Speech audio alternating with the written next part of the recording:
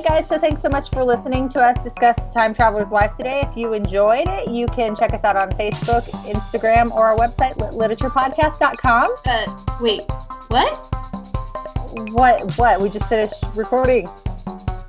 We haven't recorded it yet. Ah, shit. Welcome to This Is Lit, a podcast where we drink and talk about our favorite books. I'm Elizabeth. And I'm Casey. So raise a glass and let's get started. Okay, Liz, what are you drinking today? I am drinking Diet Coke and whiskey. Diet Coke and whiskey, yum. I'm drinking Bomonti champagne, so super sweet champagne. Yeah, very fancy. Andre's, of course, though. It's the cheapest brand. So yes, it's good. But I have to start out by making a confession. Uh-oh. I did not finish the book. Oh, no! You didn't finish the book. You know what that means? I did not. Punishment. Punishment. What are you taking a shot at? Whiskey. Luckily, I came prepared. More whiskey. And you know what? It's one of those days that this is not punishment.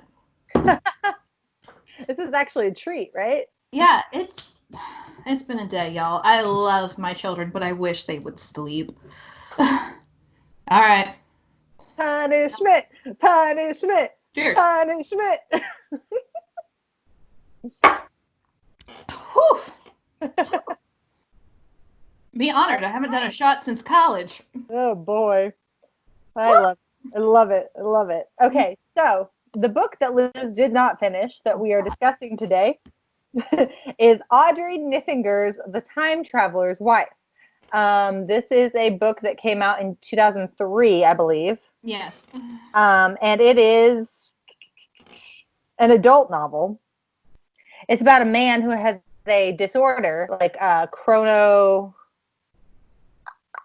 impairment, I believe is what they call it. Chrono impairment. Henry DeTamble is the main character, and he has a disorder called chrono impairment, which makes him time travel at random. He has no control over the ability. He can't take anything with him when he time travels. He usually including his clothes. So he loses his fillings, anything that's like his wedding ring, stuff like that. It can't go with him. So he'll basically wake up naked in the woods somewhere, and which if you do that, you haven't been drinking all night. That's not fun. It's no fun. No. It's no fun.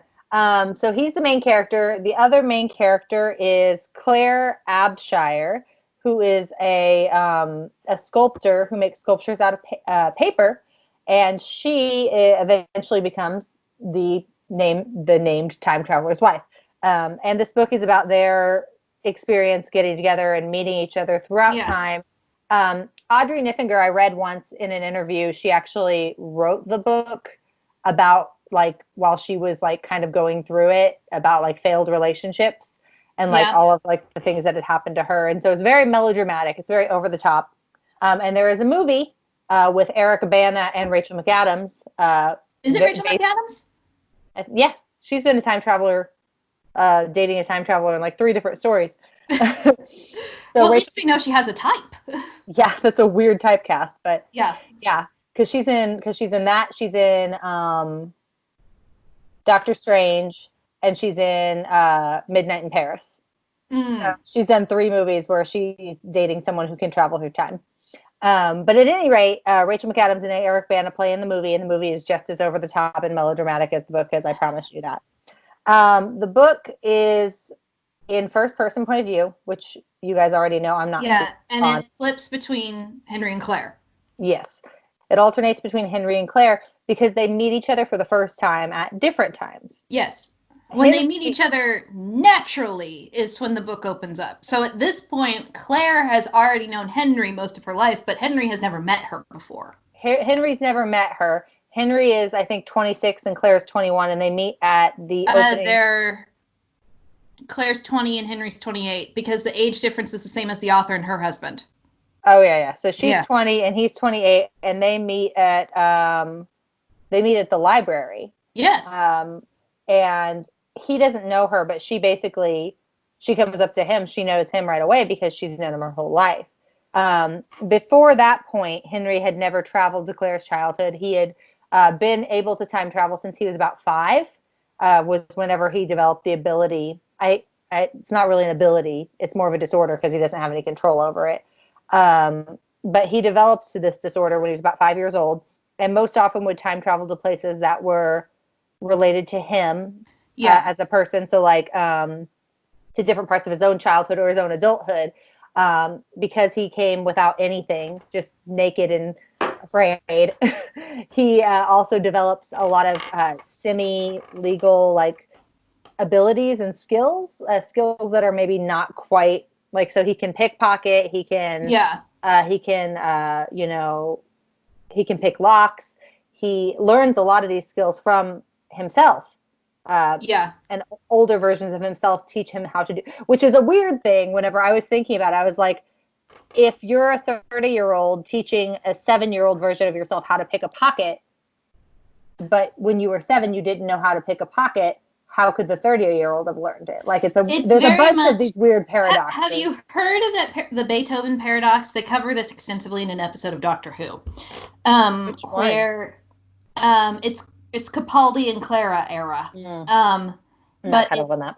Okay. But it is at the beginning of the episode, the doctor explains, he's like, there's a time traveler that absolutely loves Beethoven, is obsessed with Beethoven, loves Beethoven, and goes back in time to meet him before Beethoven has written any of his symphonies.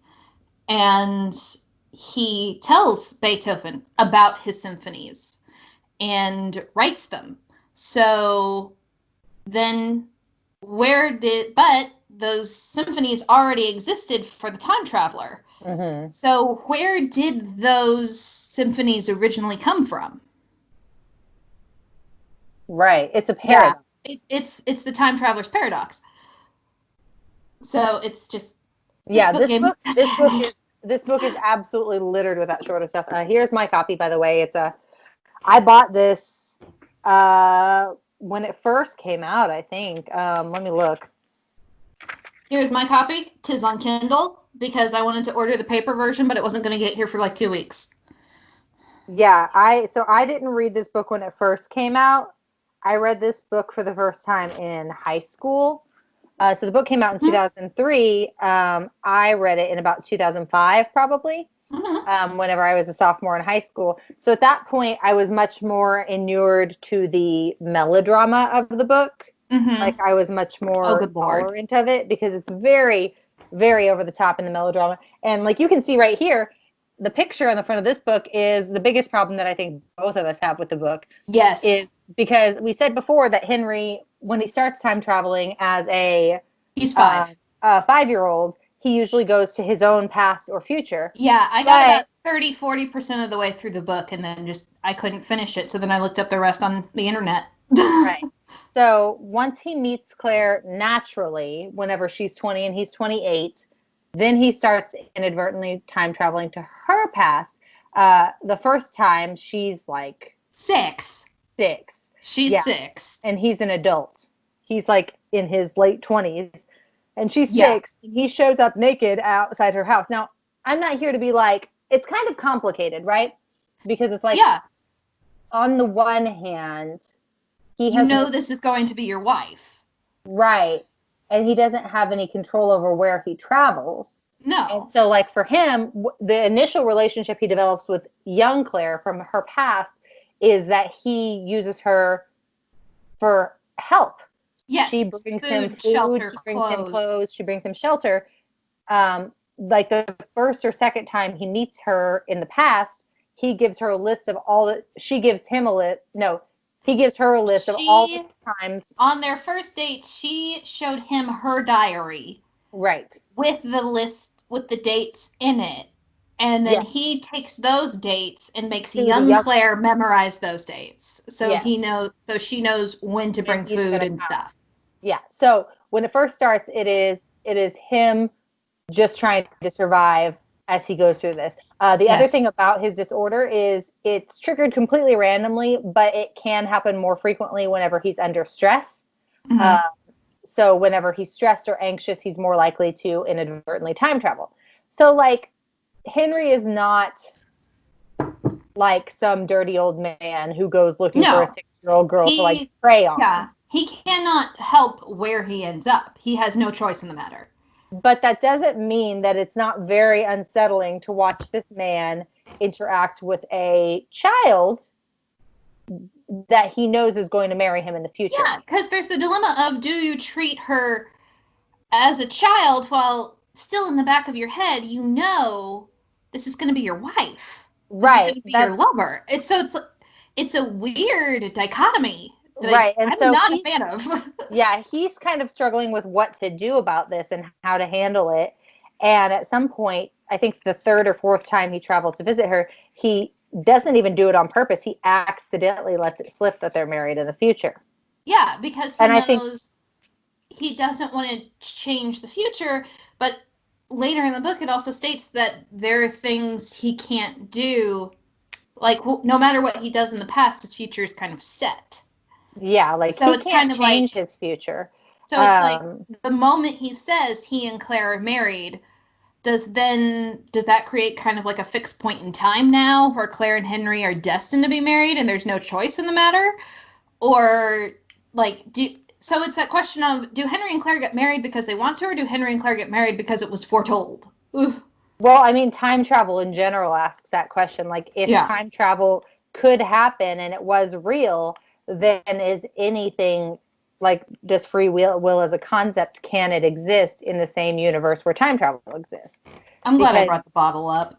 Good Lord. Because if you know that things are going to happen, you can do one of two things. You can struggle against them, or you can go with the flow. And if you struggle against them and they still happen, then that indicates to me that time travel basically nullifies the concept of free will. Wouldn't you say? I would say so, which is probably why, like, I'm an avid Doctor Who fan. I like how Doctor Who does it, where it's like points in time, like time is fluid. It can change depending on your choices, but there are fixed points. Things like World War II are a fixed point in time. No matter what you do, that's always going to happen. Right. But little things you can change. Who lives, who dies, who tells your story. I knew you were going to do that. I couldn't help it. I couldn't help it. Yeah, no, I think that is the most logical way to get around the paradoxes that are created by time travel stories. Yeah.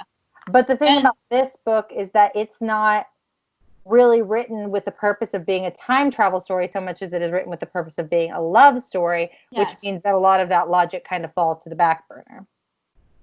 And then you have this situation of a 30-year-old man hanging out with a 12-year-old girl, and naked in her backyard, which again he has no control over. No. And Henry does take pains, even after Claire knows that they're destined to marry each other. He still does take pains to like make sure their relationship is completely platonic. Like he won't kiss her, he won't sleep with her until Claire's 16. No, it's her 18th birthday that they sleep together. Yeah, but he kisses her when she's 16. Yeah. So it's really weird and complicated. I'm like, a 32-year-old kissing a 16-year-old. I'm like, oh, good Lord. Yeah. Well, the whole thing is just kind of questionable. And I don't think that was necessarily the author's intention. No, and I'm sure it wasn't. And I don't think that it makes Henry a bad person or a pedophile, but it still makes me, a person who lives in the real world, uncomfortable. Yeah, it makes me uncomfortable too. And also too, back in 2003, a lot of these kind of the grooming issues were not really being talked about in widespread media. At least if they were, I was not aware of it in 2003. No, I would say, I mean, a lot of that has come, a lot of the whole, and like, I guess we probably should put like some sort of trigger warning on this just because we're having this conversation. A lot of the discussion around pedophilia and grooming started coming with the advent of the internet, obviously, because people were talking to people they didn't know, and people were faking identities and like acting different ages. I know Karina and I sometimes joke, I've been 18 since I was 11 years old because I had internet access, and every website's like, are you 18? Or it's easy, you just lie about it, Yeah. So you can go and access things. And so like that conversation did start then, but it's definitely been brought more into light by the Me Too movement and by like Harvey Weinstein and all these horrible, like, stories of Hollywood actors and actresses being like, or I was a child who was musicians, abused. rappers. Yeah. So yeah, in 2003, like, it was definitely an issue, but I don't know if this book would come out now, or if it did, this author, and I don't think it's deserved. I don't think she would deserve it, but she would get attacked online for it. She'd be harassed for it, because that's how people respond to outrage nowadays. Yeah, but it's one of those things that it's like in 2003, I don't think the author intended this kind of outcome because that issue was not widespread, so she didn't think about it. Right. It wasn't something kind of like about. What was it? The other example I can think of is like Twilight. Spoiler alert: Jacob imprinting on Renesmee, who you could even 4 days old. You can even get into the argument with Bella and Edward, because Bella's 17 and Edward's 110. Like, this stuff is all over the place, and I think there are too many people nowadays who are like, this is problematic, and so you can't enjoy it. And I don't think that's true. I think you can enjoy things that are quote unquote problematic. I mean, my favorite television show for the longest time has been Supernatural, and God knows that show has a huge problem with fridging women, with misogyny, with older episodes with homophobia. They've better about that in the more recent years, but probably because of the fandom. But that's the thing, is like, just like the rest of us, the people who write these stories have to grow and learn, and if they don't, then we're not going to get anything better. So, like, attacking people for creating problematic content, or saying you can't enjoy something because it has a problematic origin, is a waste of time. So I can definitely understand being uncomfortable with this book, and I was uncomfortable reading it. Yes, I was very uncomfortable reading it, and this is my first read through. So, right, but I don't think Audrey Niffenegger was out here to write. No, I'm sure that's not what she meant at all. Right, but yeah, it does. But it doesn't help that. So if you listen to this episode, don't go attack the author on Twitter or anything like that. No. So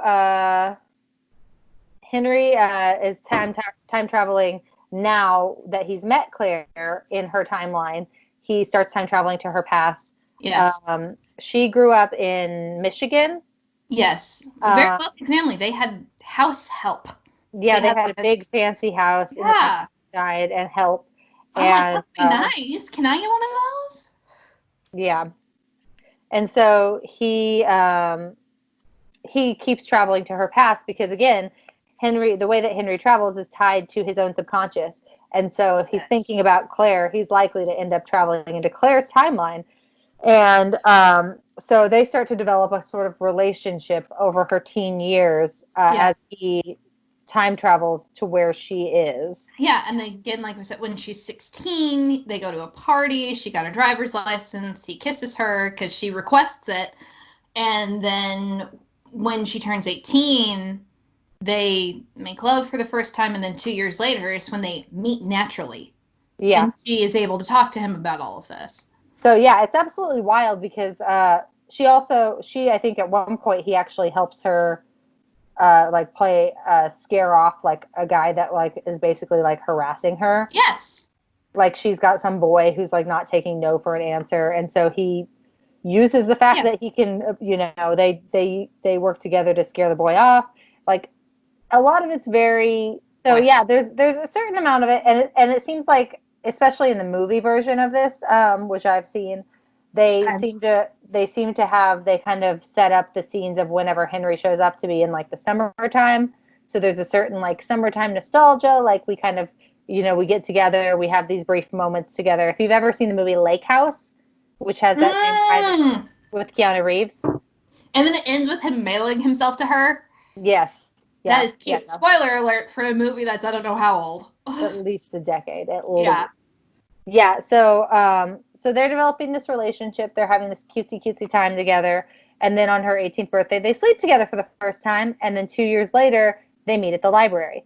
Yes. For Claire, this is absolutely wild, because she walks up to this guy at the library and he doesn't know her. And she's like, Henry, oh my gosh, I found you. And he's like, do I know you? Excuse me? She's like, yeah, you took my virginity. Like, but wow, we don't have time to unpack all that. I will say one of the reasons this book was so hard for me to finish is because a lot of the drama aspect, one, the switching between perspectives is really hard for me. Mm-hmm. Two, a lot of the drama that is in the book is drama I have personally experienced, and those wounds are pretty fresh. So I really don't want to read about that right now. Valid, you know? That's totally valid. Yeah, so they meet at this library and they get married pretty quick after that. Yeah, because they've known each other forever, or at least she has. And like yeah. once he's actually time traveled to her past, I think it does alleviate some of his like, you know, anxiety about this. Because like, Yeah. oh, we met at this library and you say you know me for, you know, decades. If you know this person, if this person has told you you're going to marry them, what's the point of dating? Yeah. You know? And basically they had like you could argue that they had, you know, a fucking 12-year courtship. You could. So like, yeah, it seems silly to not just get together. And so they do, they get married. Not just get married. Yeah. Well, but the problems that happen whenever they get married, like Liz said, is that because Henry is a time traveler, because he has this chrono disorder, she struggles to get pregnant because they have 6 miscarriages. Yeah, they have. And her mother dies of ovarian cancer, and like after that, I'm like, I'm done. I am not reading this book anymore. I can't do it. That's fair. You know, that's fair. Yeah, Claire has 6 miscarriages, presumably because these children are time travelers. They're time travelers, and so they won't, like, not to put too gross of a point on it, but they're not gonna stay in the womb. They're like, no. Unlike Henry, who developed this disorder when he was 5 years old, these children are being conceived with it, and so she can't go through the entire process of them growing in her womb without them basically ejecting themselves, so to speak. I'm a little bit more open about it now that it's over, but my husband and I faced infertility issues because I had ovarian cancer. And so it's like, I do not want to read this book anymore. It's too much. We're in quarantine. I have not had enough alcohol in the day. Right. And that's when I stopped. So after this point, Claire wants to keep trying for kids. She really wants to have children. Mm-hmm. But Henry feels like he is doing her a disservice. He feels like he is doing her emotional damage by putting her through these miscarriages. Oh my gosh, because every miscarriage is devastating. Yeah. Every canceled treatment, every miscarriage, you're afraid to let yourself hope. Yeah. So Henry decides that because this is putting such a strain emotionally on Claire and putting a strain on their relationship, and in the midst of her losing her mother as well, he's like, we're not doing this anymore, and he gets a vasectomy. Yes. But it's very honorable of him to want to save somebody he loves pain. Yeah. No, I think it's kind of a touch and go issue because she wants to keep trying. Yeah. It's not like he doesn't go behind her back and do it secretly. No, he doesn't. He tells her, like, it would be a different story if he just did it without her being like, but like they talk it through and he's like, I think this is the right thing to do. And so he does. Which is how marriage works. You talk to each other, you make decisions as a team. So he has this vasectomy, and they think, you know, that's it. We're not going to have children. We're not having children. And then a younger version of Henry shows up. Yeah, a younger version of Henry time travels, and he shows up at their house, and he and Claire sleep together. Yeah. And then, bam, pregnant. Yeah, because I think what happens is it's like the Henry that is of the same time period as Claire is also time traveling at that time. Yes. Like, he goes missing, essentially, and Claire is all alone, and she misses him, and she's lonely. And that's another thing of this book that bothered me, with Claire just waiting for him, and waiting and waiting and waiting. Always waiting for him. And that's where she's at, because he has inadvertently time traveled again, and again, he has no control over this, so it's not like he's leaving her. None whatsoever. But Henry, her husband, has time traveled away and is gone, and she's alone, and he's been gone for some time. Yes. Because he also has no control of how long he's gone before he comes back. And no idea. So he's been gone for quite some time, and that's when this younger version of Henry shows up, and she's lonely, and she's not thinking about it, and she sleeps with him.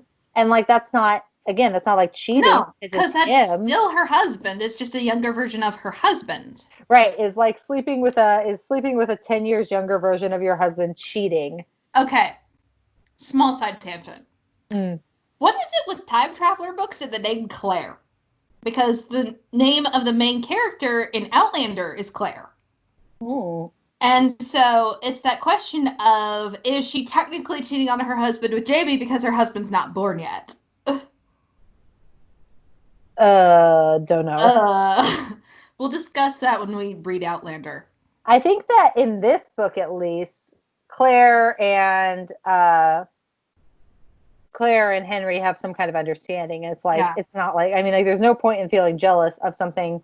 And like, there's if no it's point of feeling jealous of my former self. Right. And like, if that former self is Henry from, 5 years ago or whatever, Henry already had the memories of this encounter that they had before Claire ever experienced it. So, like, you could argue, if you want to be real facetious about it, you could argue that Henry cheated on Claire, Oh my so God. I think so predestination. I think it drives me nuts. I think for them, it's like, it's not worth thinking about or arguing about. Like, I don't think Henry would take it personally that Claire had slept with a younger version of him. No. But she does end up pregnant again. And this one sticks. For whatever reason, probably got something to do with this is a time traveling version. So since he was already time traveling, who can say? This one sticks. Yeah. And she has a daughter named Alba. And names her Alba.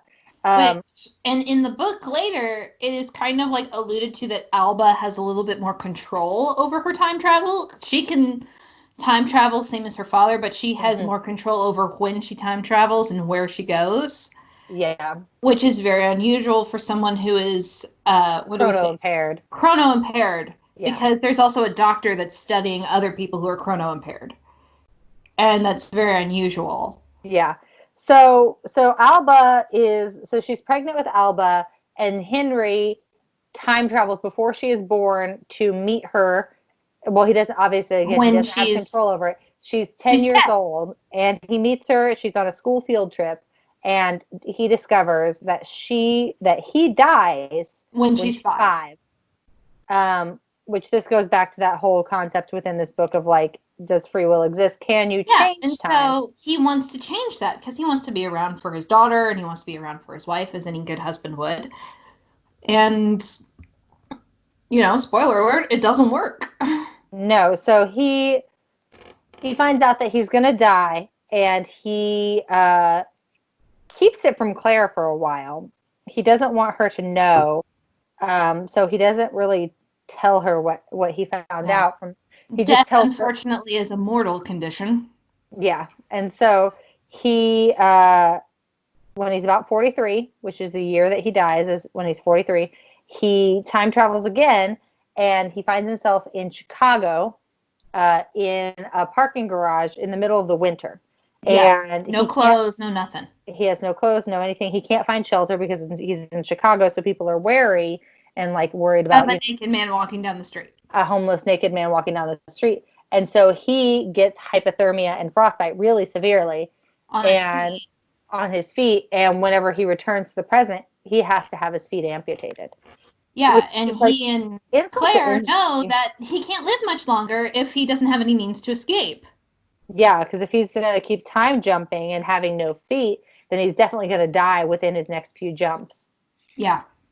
And then he, again, so Claire and her family, we have already had some foreshadowing of this because she lives on a fancy kind of ranch in the middle of the woods in this with a lot of land and a lot of woods. And a lot of woods, and a brother who loves to hunt. And Henry jumps again into the woods outside Claire's childhood home and is shot by her brother, who is out hunting, and he mistakes him for an animal and shoots him. And Henry is luckily, I guess, luckily he jumps back, shocks him, and he jumps back to his home, and he dies in Claire's arms. I hate tragic romance stories. Yeah, not my bag either. And so Claire is completely devastated by it. But she finds a note from Henry where he says, "Stop waiting for me." you deserve much better. And then the end of the book, Claire's like, what, 83, 82, 83, 82. 82, and Henry makes one last jump. Yeah, she sees Henry from right before the jump that gave him the hypothermia. Mm-hmm. So before he was amputated, the last jump before the jump to Chicago that basically sealed his death, he jumps and she's able to see him again right before she dies. And it does, the novel kind of insinuates that that's when she dies, is Yeah. like Henry dies in her arms and then she turns around and dies in his arms 20 some years later. Yeah. Which is a hell of a way to end your novel. Yeah. I mean, like, I'm a sucker for a good romance story, but I hate tragic romance stories. I do not like it where it's like they're both together in the end because they both died. I'm like, no. I They're want them dead. to live happier. Yeah, they're dead. I want them to live happily ever after and have like 7 children. Yeah. Yeah, so the book ends with that, with her. Let me see here. I've got one of those books that has like the fucking questions in it. Yeah. Yeah. Um, yeah. So it doesn't even show him. It doesn't even show him really coming. It just Claire says, "This morning everything is clean. The storm has left branches strewn around the yard, which I will presently go out and pick up. All the beach's sand has been redistributed and laid down fresh in an even blanket pocked with impressions of rain, and the daylilies blend and glisten in the white 7 a.m. light. I sit at the dining room table with a cup of tea, looking at the water, listening, waiting. Today is not much different from all the other days. I get up at dawn, put on slacks and a sweater, brush my hair, make toast and tea, and sit looking at the lake, wondering if he will come today. It's not much different from the many other times he was gone, and I waited. Except for this time I have instructions. This time I know Henry will come eventually. I sometimes wonder if this readiness, this expectation, prevents the miracle from happening. But I have no choice. He is coming, and I am here." Which is just like Henry's last letter to her is literally like, "Don't wait for me," and then she spends the next 20 years waiting for this like final meeting between them. It's kind of Yeah. like I think it's meant It's to be romantic, but to me it just reads as it's sad. just devastating to me. Yeah, it just reads as like a It's fucking huge bummer. yeah, this like last time when we discussed A Wrinkle in Time, I told you that that book found me at the right time. Yeah. This was a very bad time for me to read this book. Same thing with Princess Bride. It was a very bad time for me to read that book. And I know so much of books, whether you like them or not, is timing. At least it Yeah, is for me. I think that's true. And that this book just, it was not a good time for this book. I'd be okay with revisiting it when I'm older. Hmm. Maybe once a lot of those emotional scars have healed a little bit more. But this was not a good book for me to read right now. And you know Yeah. me, I very rarely never finish a book. Yeah, that's true. I actually feel like I liked this book less. This second is my second read of it. Hmm. I read it whenever I was a high schooler, and I liked the drama and I liked the hopeless romance aspect of it. It's kind of it's kind of like I think of Phantom of the Opera a lot as like one of the ones that I Oh point yeah. to for people that your attitude about changes really drastically Oh uh, yeah. as you age. It's like when you're young, it's like, oh, the Phantom, like this The very Phantom intense. should have Christine, and then you get older and Well, you're like, Raoul was the mature choice. I think that before you've had relationships, like serious, meaningful Yes. Then the relationships, Phantom I is think that hopelessly romantic. I think that in any circumstance, it's not just a phantom, but any circumstance where someone just like loves you so much it destroys things, like love that is damaging sounds romantic before you've actually been in a relationship. It sounds very Wuthering Heights. And then when you've been in a relationship, you're like, I want a romance that's steady and like reliable. Yeah. I'm not interested in like this melodrama and like Yeah. not It's knowing. very, before you're in a serious relationship, you want something like Wuthering Heights, and then after you're in a relationship, you want something like Pride and Prejudice. Yeah, it's an entirely different development. It's the same thing with like Twilight. Like Twilight's appealing to Yeah. teenagers because it's like, oh yeah, girl who's willing to die for the boy that she loves, and like this like an entire like a basically a gang turf war fought over a girl. Like how romantic! There's a turf war being fought over me. Me now, I'm like, cut out that foolishness and leave me out of it. Like, I want nothing to do with this. And I think this book, for me, suffered the same thing. It's like, when I was young, which is ironic because this book is not a young adult novel. This is an adult novel. When I was young and I read this book, I was like, oh yeah, like I would love to have my time traveling husband who I've known and like I can trust is always going to be there. And now I'm like, I don't want to be sitting around waiting for someone to come back to me my whole entire life. Terrible. That's sad. It makes me a time traveling relationship that is devastating but still good is the Doctor and River Song. I like that relationship a lot because it's the start of his relationship with her is at the end of her relationship with them, and they work until they cross paths. And that is devastating because she knows at the end there's going to be a point where he doesn't know her. And she's been married to him for I don't know how many years.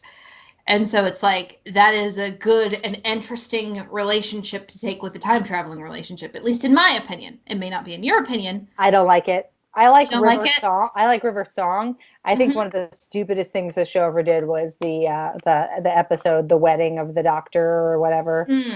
I was like, this is, the writing here is just pathetic. I think River's writing was much more. I have a lot of issues with Stephen Moffat's writing. Not even to get into the fact of like the whole River is secretly Amy and Rory's daughter, and like Amy's been unconscious and forced to carry a pregnancy against her will for 9 months. Like, term. Well, I don't think she necessarily carried it against her will. I think she would have anyway, but I don't think she would have done it in the same way. But it's still a thing of you wake up and you're like 9 months pregnant. That's not cool. And you're having a baby, and then they immediately take that baby from you. I'm like, if somebody tried to do that with my girls, they'd be dead.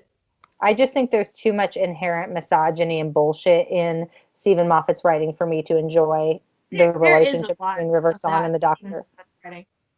But, you know, I do like Dr. River Song relationship. That is the relationship I enjoy, but it's regardless of the misogyny and the writing and however Amy is treated and however Rory is treated. Rory is done dirty. Yeah, but yeah, in this book, to me, it comes across as like, it's supposed to come across as like, romantic, and to me it just comes across as sad. Yeah, it's a really sad, I do feel like it's a fulfilling ending, but it's not a happy ending. It's a very sad ending. Right. No, I think the ending is the only way it could have gone. Yeah, the only way. But the other question is, like, sure, they give Alba a measure of control over her own time travel abilities. Yeah. But, like, I think even earlier in the book, they mention at one point that, like, not many people have this impairment, and the ones that do don't usually live long lives because when you're, like, being randomly transported to places outside of your own time without your control, unless you're, like, very survival-minded, you're not going to survive very long. So no, and Henry dies before he's 50. And he's lost both of his legs. Like, it's not just that he dies. He's lost both of his legs. He gets shot by his brother-in-law who doesn't even know him yet. Like, it's a super bummer. And it's like, if that's what Henry has waiting for him, if Alba is, you know, in her, I guess she'd probably be in her 30s by the time her mother dies, by the time her mother meets Henry the last time and dies. If Alba's in her 30s, like, who's to say that that's not what's going to happen to her within the next 10 years? We'll find out because the author has a sequel planned with Alba as the main character. Really? Alba is torn between a normal man who cannot time travel and another man who can time travel, and that's going to be the next novel. I see. Now, is the man that can time travel, do we know if he has control over it or if he's like Henry? No, the only thing we know is that it's going to be a love triangle between, at least according to Wikipedia. There is a sequel in the works from this author about Alba where she has two choices she has to choose between a normal man who can't time travel and a man who can. And so they haven't gone into specific details of whether the man who can time travel, I think his name is Zachary or something like that. If he has any modicum of control over the time travel.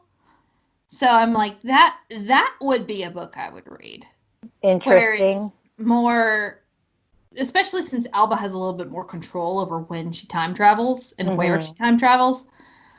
I would find that possibly very interesting because it's not this tragic romantic love story about these two people. It's like, do I choose a normal life and sentence this man to the same fate my mother had, which I saw, or do I choose somebody who understands my condition? Yeah. I mean, it could potentially be interesting. It could also be horrible because love triangles overall are just like, yeah. We've talked before about how the love triangle trope is desperately overplayed. We need to read Hunger Games because that is a prime example of like the main themes of the book being completely overlooked in favor of the love triangle. Well, as far as books like this go, did you ever see Kate and Leopold, the movie? I love that movie. Yeah. It's one of my favorite movies. That's one of the movies that introduced me to Hugh Jackman. I see. And then I had a crush on a man who was way older than me. So Kate and Leopold, same kind of thing where it's like the time traveling, and she actually has to help him get back to his time. Yes. He jumps off the Brooklyn Bridge. Mm-hmm. And Kate is like, how can my future be in the past when I remember it? And he's like, no, but in your timeline, it's all in the future, so it hasn't happened to you yet. Right. For Leopold, they actually did a really good job in that movie of time travel, which I think is wonderful. And I love what her brother says of like, if she doesn't see you press the button for the dishwasher, the dish didn't get washed by you. And I'm like, that is a smart man.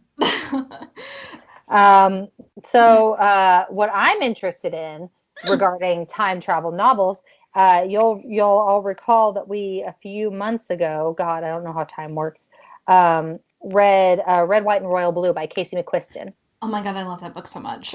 So Casey McQuiston is an amazing queer author that we love, and we really, really enjoyed that. Is it her next book about time travel as well?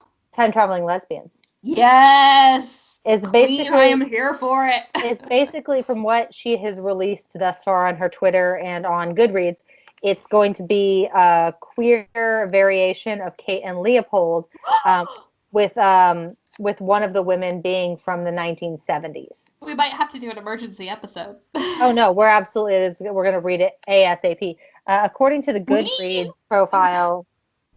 When does it come out? Because I still need to read The Hand on the Wall.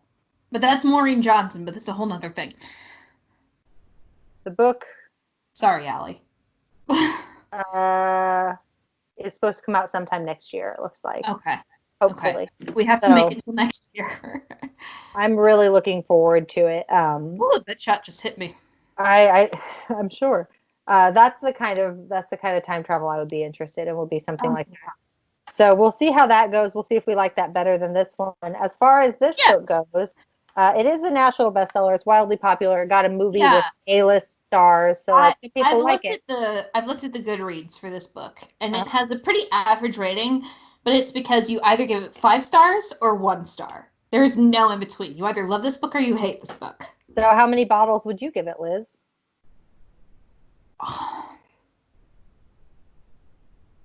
I don't know. It's one of the few books that we have had that I have not finished. Right. And I'd give it 1. 1 star? 1 star, 1 bottle. I would say I'd give it 2.5 stars. Because it's the second time I've read it. And while I do think that Audrey Niffenegger is a talented writer, I'm not a fan of the first person point of view. I'm not always against switching perspectives within a novel, but in this one, it was kind of distracting.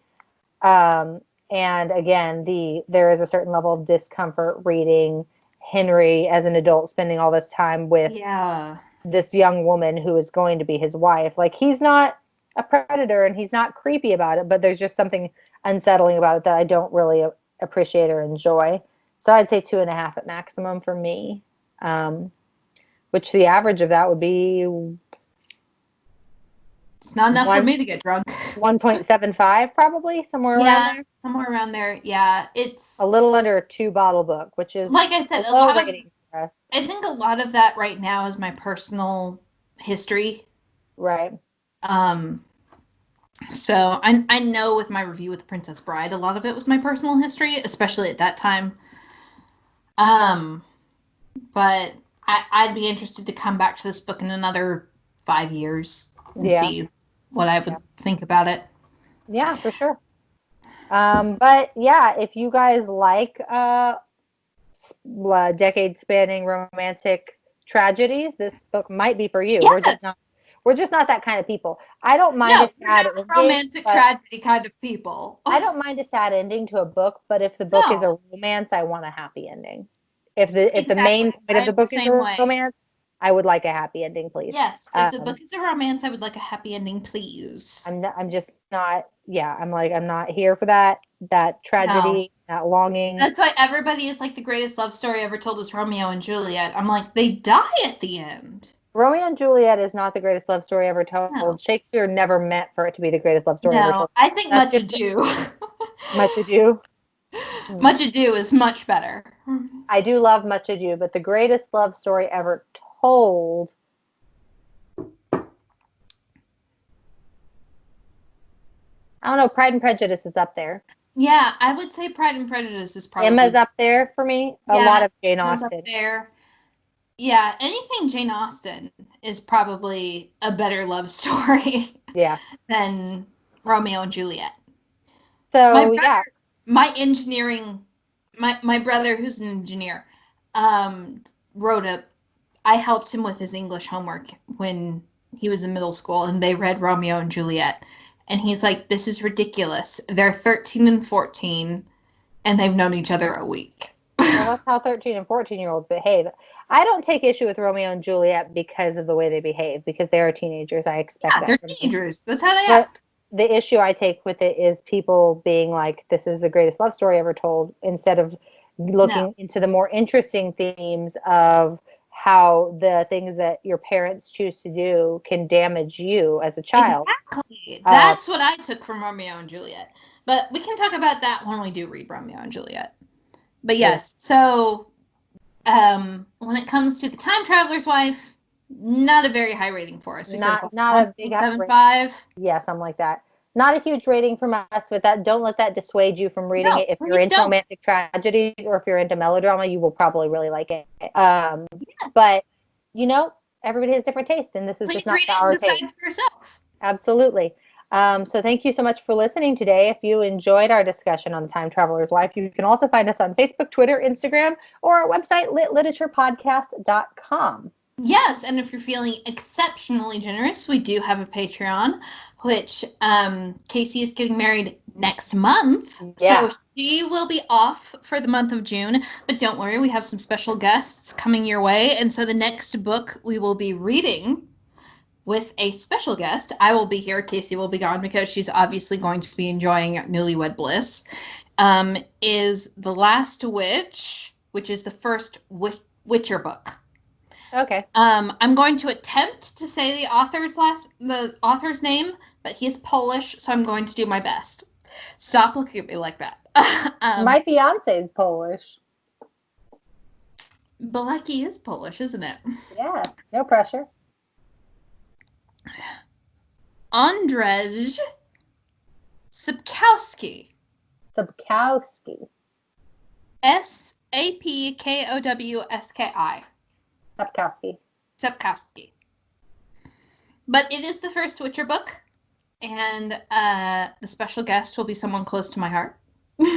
So it'll be a very interesting episode.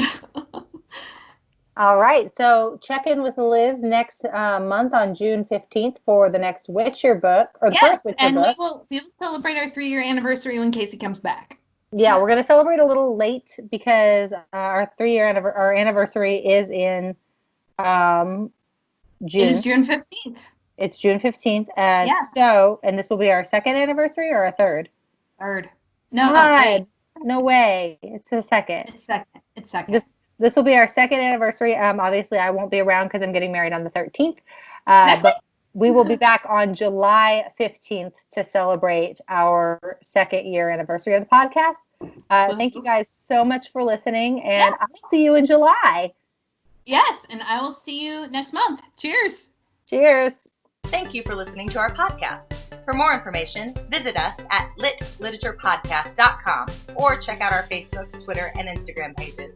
And remember, too much work and no vacation deserves at least a small libation. Cheers!